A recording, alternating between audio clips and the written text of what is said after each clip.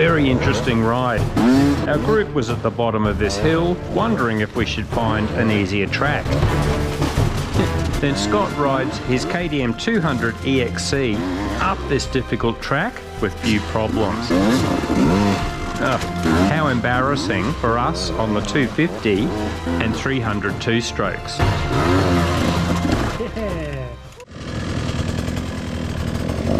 Occasionally viewers ask if small two-strokes are good for hard enduro. Generally the answer is no. The 300 two-stroke is the most popular bike for hard enduros for various reasons.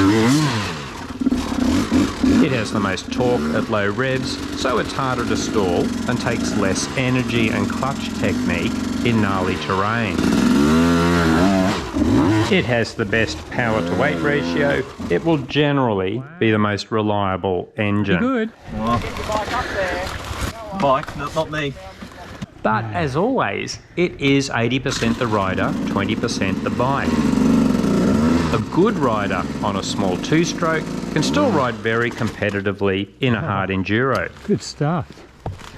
Shane Watts proved this many years ago by winning the World Enduro Championship on a 125.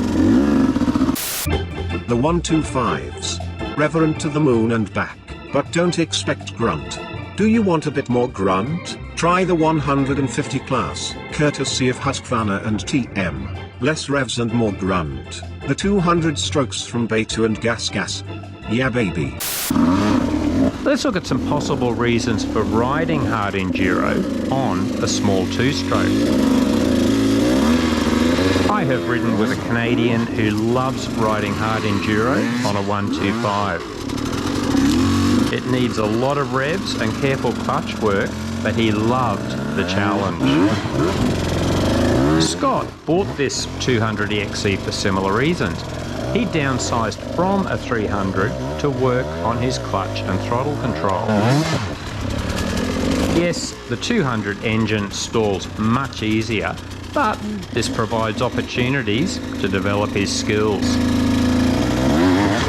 If you do a lot of lifting in difficult terrain, these bikes are several kilograms lighter than the 300s.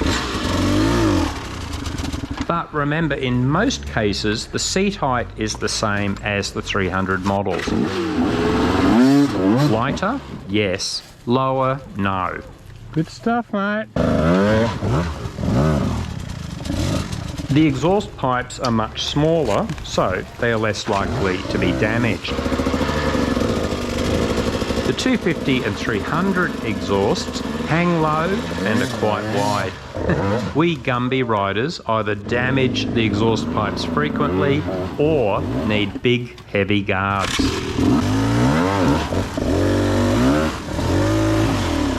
The price of smaller two-strokes is always a lot cheaper than their big brothers. Yes, you will need to rebuild engines and replace clutch plates more often, but they will still be cheaper over several years.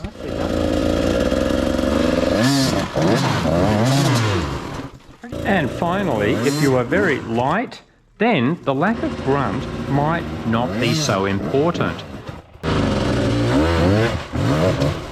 I have ridden a 125 and needed a lot of revs to move my heavy carcass. But look at Ina Coleman. She downsized to the Sherco 125 SE and loves it. With her light body weight, she can easily lift the front wheel without needing maximum revs. Ina has been on the hard enduro podium in the women's class often with this 125. Have you ridden the smaller two-strokes? What were your impressions? I'm keen to hear your opinions, especially if you ride difficult terrain.